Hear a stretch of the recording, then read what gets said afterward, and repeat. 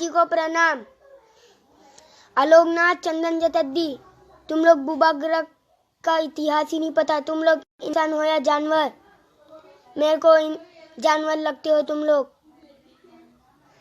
बांग्लादेशी घुसपैठियों, तुम लोग हमारे देश से चले जाओ। बांग्लादेशी घुसपैठियों, तुरंत चल जाओ। बांग्लादेशी घुसपैठियों, हमें तुमसे नफरत है, नफरत।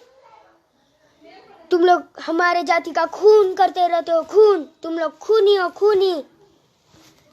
खूनियों को धरती में रहने का कोई अधिकार नहीं है। बांग्लादेशी घुसपैठियों, तुम लोग खूनी हो, खूनी।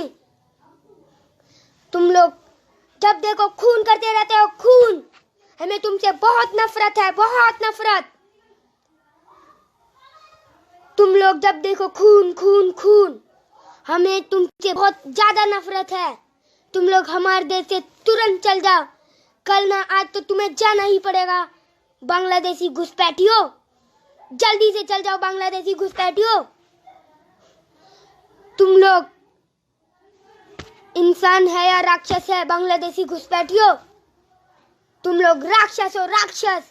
जब देखो खूनी, खूनी, खूनी। जब देखो खून, खून, खून। तुम लोग इंसान तो नहीं लगते मेरे को, राक्षस लगते हो।